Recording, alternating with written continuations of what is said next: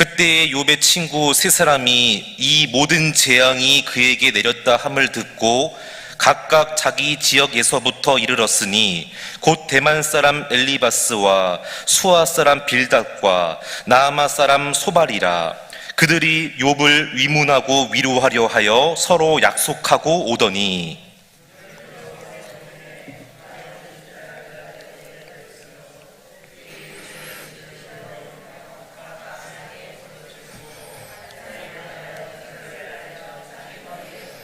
함께요.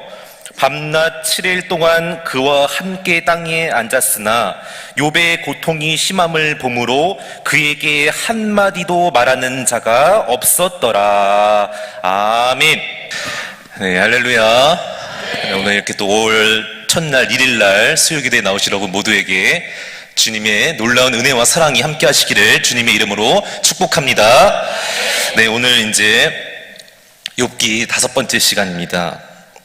우리가 그동안 이제 4번 동안 이렇게 살펴봤는데 욥은 어떤 사람이었습니까? 정말로 그 당시에 많은 사람들이 볼 때 가장 이상적이고 하나님의 너무나 큰 놀라운 은혜와 복과 기적을 받고 누렸던 사람입니다. 그래서 너무나 많은 짐승과 종들이 있었고 또 10명의 자녀들이 있었습니다.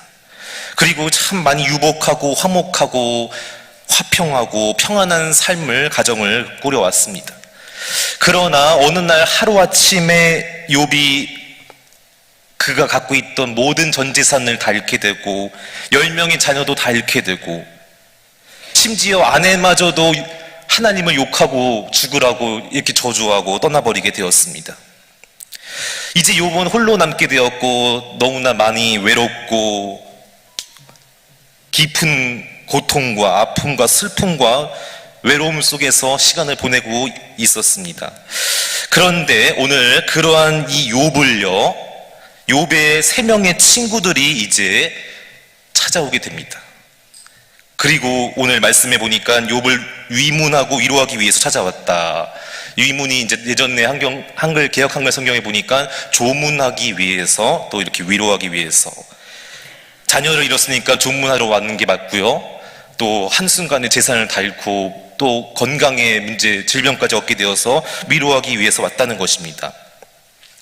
특별히 오늘 이제 11절부터 13절 이 3절의 말씀을 통해서 함께 3가지를 나눌 텐데 바라옵기는 오늘 이 욥의 친구들의 모습을 통해서 우리도 우리 주변에 욥과 같은 이렇게 하루아침에 너무나 어렵고 슬픔과 고통 가운데 처해 있는 그런 사람이 있다면은 이 욥의 친구들처럼 진정으로 그들을 위로해 줄 수 있는 참된 위로자가 되기를 주님의 이름으로 축복합니다.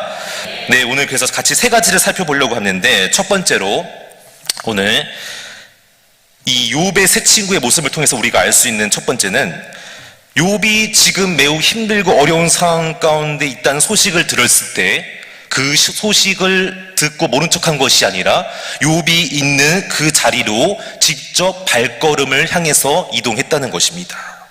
우리 다 같이 11절 말씀, 오늘 본문의 11절 말씀 같이 읽어보겠습니다. 시작. 그때 욥의 친구 3사람이 이 모든 재앙이 그에게 내렸다 함을 듣고 각각 자기 지역에서부터 이르렀으니 곧 대만 사람 엘리바스와 수아 사람 빌닷과 나아마 사람 소발이라. 그들이 욥을 위문하고 위로하려 하여 서로 약속하고 오더니. 아멘. 그렇습니다, 여러분. 우리 주변에 내가 느끼는 여러 명의 친구가 있는데 진짜 진정한 친구는 내가 정말 힘들고 어려움 당하고 아픔 가운데 있을 때 그런 나를 모른 척하지 않고 힘들지만 어렵지만 나에게 발걸음을 향해주고 위로해줄 수 있는 친구가 진짜 친구인 줄로 믿습니다. 우리도 그런 친구가 되어야 된다는 것입니다. 오늘 이 3명의 친구들이 각자 자기들이 살고 있는 지역의 명칭이 나오는데 뭐 이렇게 걸어서 30분 이내에 갈 수 있는 그런 동네가 아닙니다. 다 저기 멀리 떨어져 있는 지역입니다. 그런데 그렇게 몇 날 며칠을 걸려서 이 먼 거리 있는 친구들이 욥의 소식을 듣고 찾아왔다는 것입니다. 뿐만 아니라 자기의 그런 시간만 투자한 게 아니라 그렇게 몇 날 며칠을 오는 데는 또 먹고 잘 때 들어가는 비용도 필요한데 내 비용까지도 지불하면서, 특별히 그 당시에는 이 밤에 강도들이 많이 출몰을 해서 나타나서 어려움 당할 수도 있는데, 밤에 자칫 강도를 만나서 어려움 당할 수도 있는 위험에 처할 수도 있는데도 불구하고 이 사람들이, 이 세 명의 친구들이 그러한 욥의 소식을 듣고 즉시 망설임 없이 찾아왔다는 것입니다. 그렇습니다. 자기의 시간도 내었고요, 물질도 드리고요, 또 내가 어려움 당할 수도 있는데도 불구하고 그 모든 것들을 다 감수하고서 욥을 찾아왔던 이 세 명의 친구가 정말로 진정한 친구인 줄로 믿습니다. 여러분, 친구라고 해서 다 이렇게 하지 않아요. 한번 생각을 해보세요. 여러분 다 이렇게 주변에 친구들이 있는데, 나에게 10명, 20명의 친구가 있으면 내가 어려움 당했을 때 다 이렇게 합니까? 아닙니다. 절대 그렇지 않아요. 어떤 친구는 내가 어렵고 힘들 때, 또 어려운 상황이 당했을 때 나를 모른 척하고 도와주지 않는 친구도 있습니다. 아니, 여기까지는 괜찮은데 오히려 그게 아니라 뒤에서 어떻게 해요? 뒤에서, 앞에서는 아무렇지도 않은 척하지만 뒤에 가서 꼴 좋다, 막 비웃으면서 막 그렇게 오히려 더 안 좋은 소리 할 때가 있습니다. 내가 형통하게 잘 나갈 때에는 나랑 아주 친하게 자주 연락하고 지내다가 내가 어려움 당하고 재산 다 날리고 아픔 가운데 있을 때는 또 갑자기 연락이 뜸해지면서 어느 순간 연락이 끊기게 되는 그런 친구도 있습니다. 그래서 이런 말이 있지 않습니까? 어려울 때 친구가 어떤 친구라고요? 어려울 때 친구가 진짜 친구다. 좋을 때 잘 되고 형통할 때는 다 주변에 붙고요, 다 서로 나도 친구다, 너도 친구다 그러지만 정말 내가 어려울 때 그때 진짜 끝까지 남아서 옆에서 도와주고 기도해주고 손잡아주고 격려해주는 친구가 진짜 친구인 줄로 믿습니다. 그래서 바로 웃기는, 우리도 그러한 주변에 욥과 같은 사람이 있을 때 그렇게 해야 된다는 것입니다. 나만 그렇게 받기를 원하는 게 아니라 내가 오히려 먼저 내 주변에 그런 사람들이 있는지 돌아보고, 그런 사람이 있을 때 내가 기꺼이 이 욥의 세 친구들처럼 시간과 물질도 드릴 수 있고, 또 나의 그 어려움도 다 감수하고 그 사람 찾아가고 달려갈 수 있는 우리 이산명 손교회 모든 성도님들 되시기를 주님의 이름으로 축복합니다. 특별히 이 세 명의 친구는 지금 누가 시켜서 한 게 아니에요. 누가 강제로 가라고 시켜서 명령해서 간 게 아니라 스스로 자발적으로, 아무도 시키지 않았는데 우리 이 세 친구들이 스스로 자발적으로 했다는 것입니다. 그런데 여러분 보세요. 욥이 이 당시 정말 이렇게 많은, 너무나 복을 받은 사람이고 또 유명한 사람이었음에도 불구하고 정작 이렇게 어려움 당하니까 3명, 나중에 뒤에 보면 1명 더 나오지만 3-4명밖에 없다는 거예요. 그만큼 진짜 친구가 되기 어렵다는 것입니다. 특별히 바라옵기는 우리 교회 안에서, 세상 친구도 물론 중요하지만 교회 안에서 영적인 믿음의 친구가 많이 주변에 있게 되기를 간절히 소망합니다. 그래서 영적인 내 주변에 믿음의 그런 귀한 친구들이 있어야 되는 거예요. 꼭 나이가 같아야지만 친구가 아니라는 거죠. 나이가 같아야지만 친구가 아니라 나이가 달라도 친구가 될 수 있습니다. 함께 주님 안에서 함께 형제 자매가 되고 하나가 되고 기도해주고 같이 어려울 때 도와주고 이야기를 나누면서 들어주는 게, 이게 친구 아닙니까? 꼭 나이가 같아야지 친구가 아닙니다. 그래서 그런 여러분 주변에 많은 좋은 영적인 믿음의 친구들을 사귀게 되시기를 간절히 소망합니다. 내 주변에 한번 되돌아보세요. 나는 몇 명 정도 있나? 만약에 욥보다 더 많이 3명, 4명에서 더 많이 있다면은 엄청난 복을 받으신 분이시고, 또 적어도 괜찮습니다. 적어도 1명 정도 있다면은, 없다면은 빨리 그런 1명의 좋은 믿음의 친구를 만들어야 될 것이고, 나도 그런 사람이 되어야 될 것이고. 그래서 우리가 이 신앙생활은요, 예전에도 말씀드렸지만 절대로 나 혼자 하는 게 아니에요. 같이 우리가 주님 안에서 함께 될 줄로 믿습니다.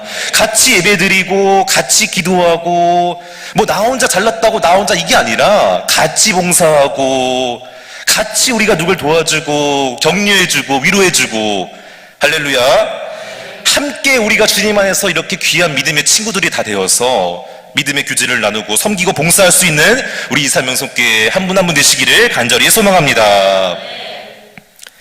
두 번째로 오늘 욥의 친구를 통해서 우리가 배울 수 있는 점은 자기 자신의 슬픔을 자기 자신을 이 슬픔 당한 욥의 처지와 마음과 동의시했다는 것입니다. 내가 비록 똑같이 그 일을 당한 건 아니지만 욥이 당한 것처럼 똑같은 내가 그 사람의 처지와 마음으로 내 자신을 맞추는 그러한 모습이 있었습니다. 우리 말씀 한번 같이 보겠습니다. 12절 13절 말씀 시작.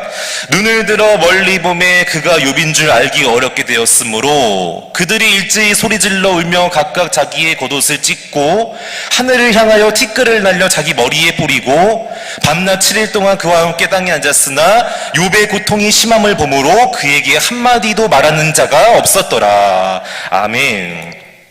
어디서 많이 본 내용 아닙니까? 예전에 오늘 말씀에 넣지는 않았지만 1장 20절에 보니까 욥이 일어나 겉옷을 찢고 머리털을 밀고 땅에 엎드려. 그렇습니다. 이게 무엇을 의미하는 겁니까?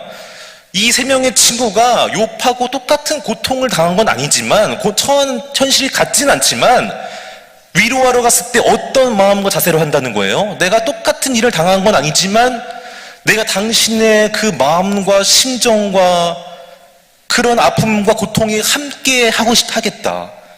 내가 당신과 나 자신을 맞추려고 최대한 우리가 노력을 하고 애를 쓰겠다는 거예요.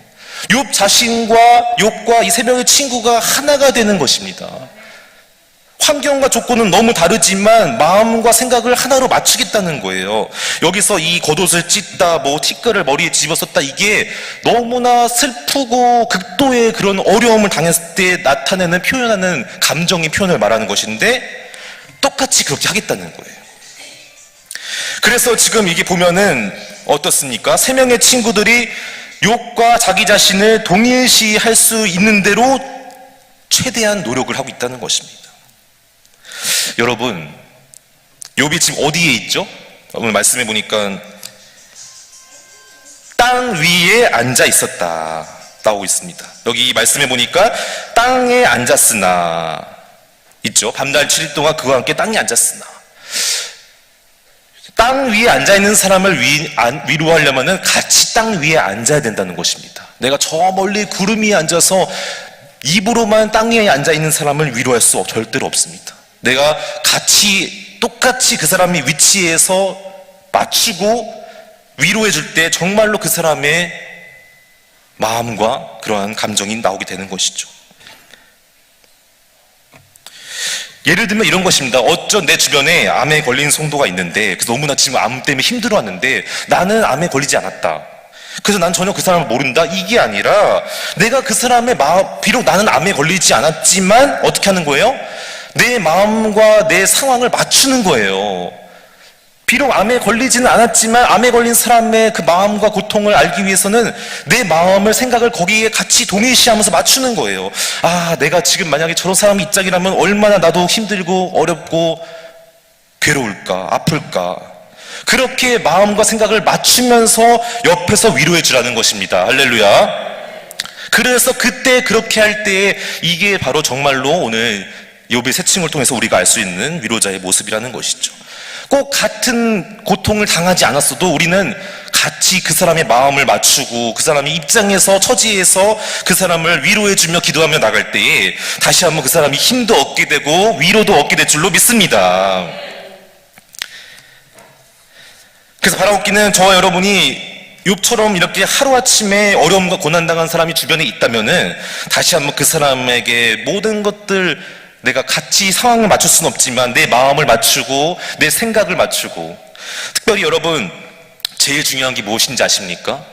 말을 많이 하지 않아도 여기서 오늘 본문에 나오는 이 위로라는 단어를 찾아봤더니 이 위로라는 원어의 단어의 의미가 이런 의미였는데, 말을 많이 하는 게 아니라, 잘 들으셔야 돼요. 말을 많이 하는 게 아니라 여기서 나오는 위로의 단어의 원어의 의미를 보니까 표정이나 행동으로 위로하는 거예요.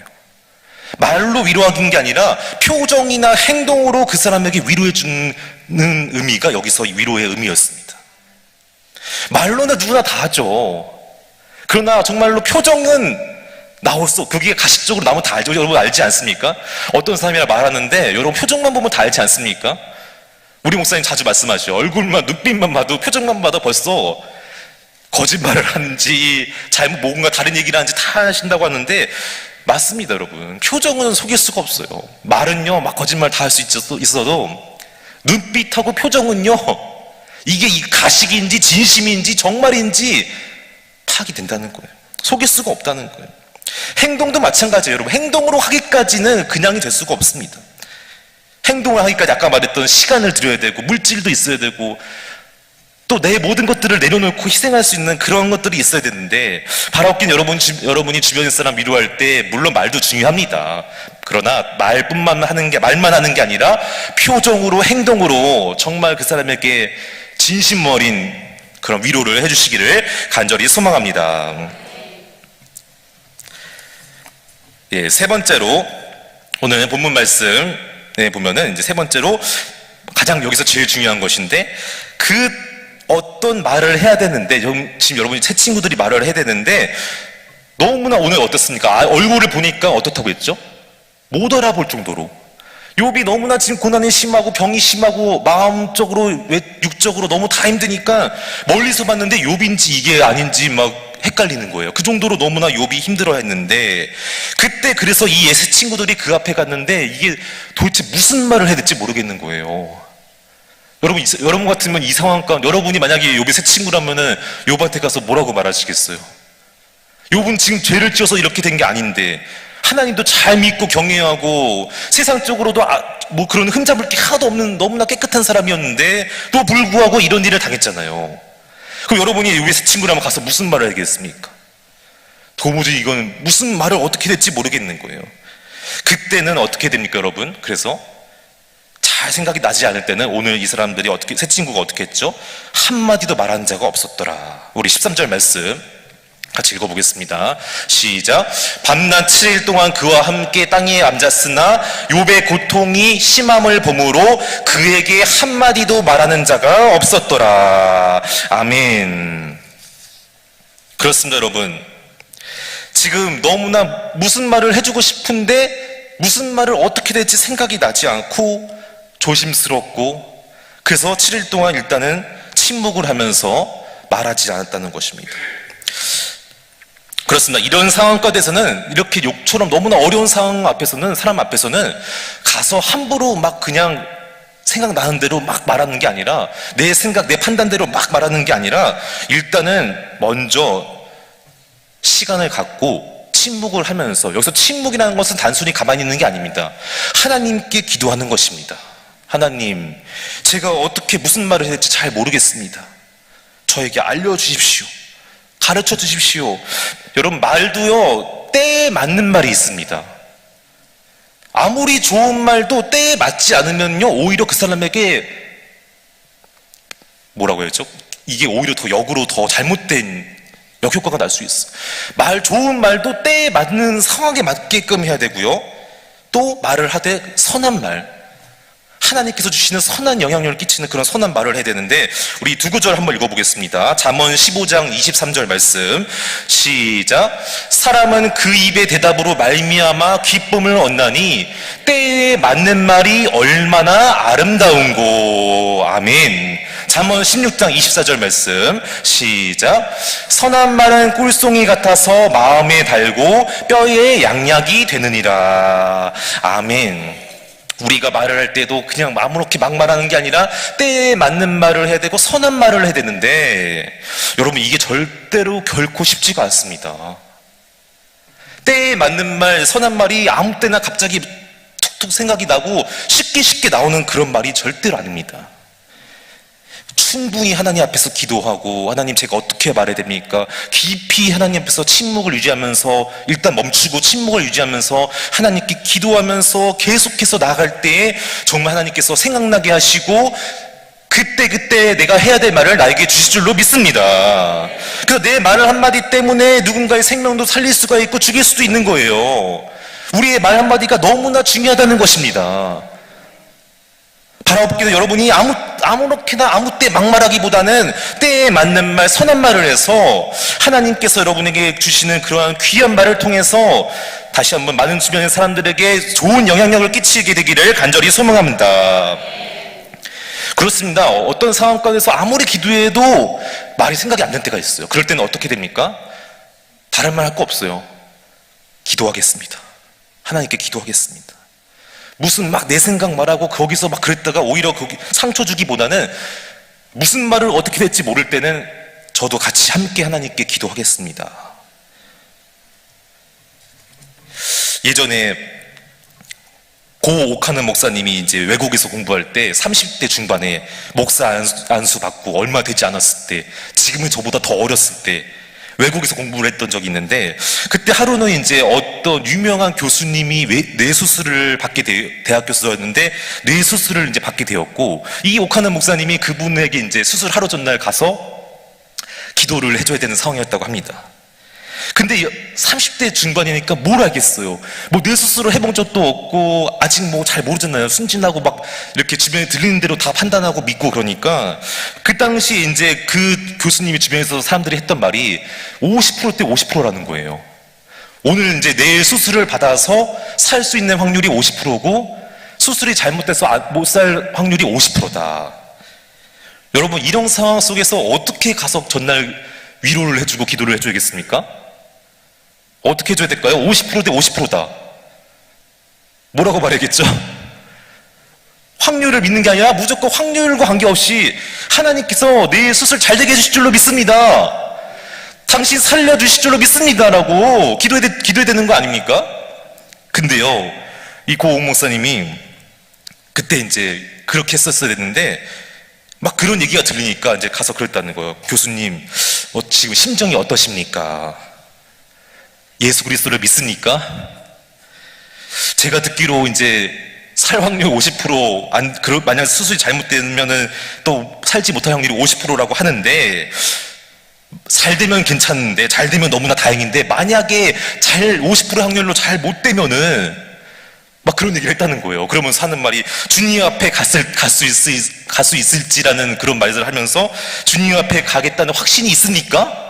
부활에 대한 소망이 있습니까? 막 이랬다는 거예요. 수술을 앞두고 있는 상황 가운데서 여러분, 그런 말이 이 교수님이 와닿겠습니까?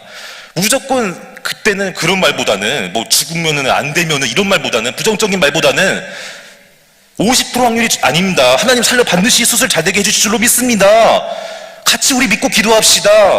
이길 수 있습니다. 이렇게 희망을 주고 소망을 줘야 되는데, 막 앞에서 한다는 얘기가 뭐 안 될 경우에는 뭐 부활이 있고요, 뭐 천국에 당신 들어갈 줄로 믿습니까? 예수님 믿습니까? 뭐 이런 얘기를 했다는 거예요. 그러니까 이분이 얼마나 그 상황 가운데서 나 죽을 수도 있구나, 이런 마음으로 들어갔다는 것이죠. 그리고 결과가 어떻게 나왔습니까? 너무 수술이 잘 된 거예요. 너무 수술이 잘 돼갖고 이제 그분이 살아서 나왔는데, 그분이 가는 곳곳마다 만난 사람마다 그 얘기를 한다는 거예요. 내가 참 이상한 목사 한 명을 만나는데, 옥 목사를 만났는데 나보고 뭐 내가 내일 수술 앞두고 있는데 죽을 수도 있다고 그러는데 뭐 부활이 있고 막 그랬다는 거예요. 그러면서 가는 곳곳마다 그 얘기를 하시면서 참 그때 그 말 들었는데 마음이 너무나 어땠다고요? 그 사람의 마음이 많이 너무 심각하고 막 오히려 불안했다는 것이죠. 그렇습니다, 여러분. 말 한마디가 참 중요합니다.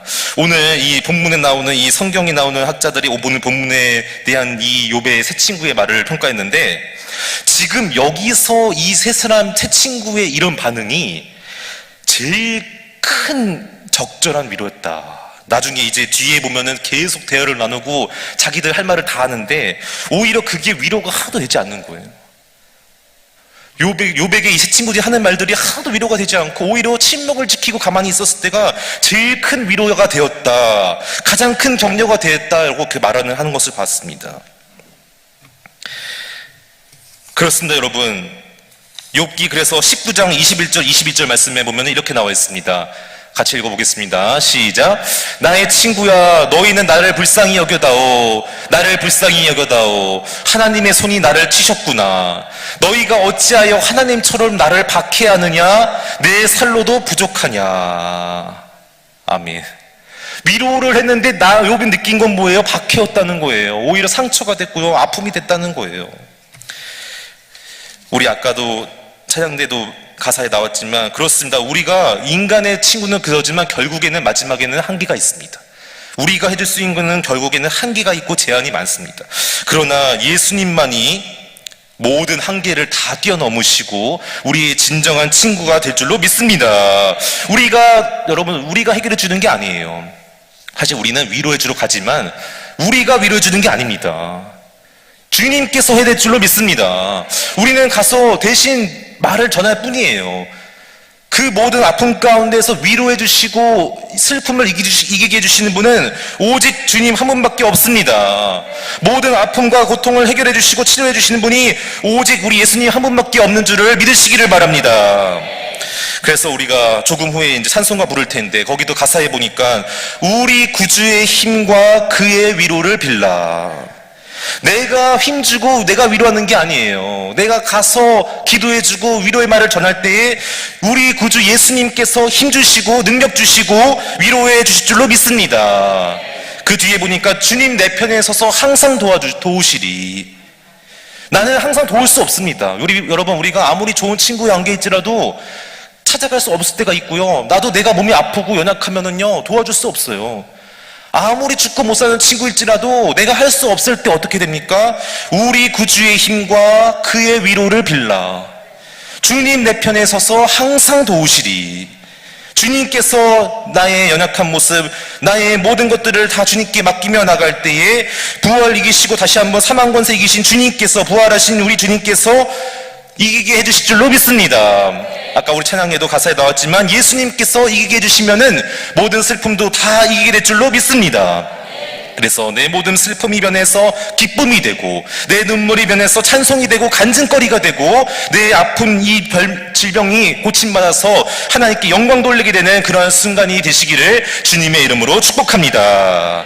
다시 한번 오늘 나눈 세 가지를 우리가 기억하면서 주님이 정말로 우리 편에 서서 항상 도와주시고 또 그 사람을 찾아가서 위로해 주시기를 우리 모두가 같이 한번 기도하면서 애쓰면서 나아가게 되시기를 주님의 이름으로 축복합니다. 기도하겠습니다.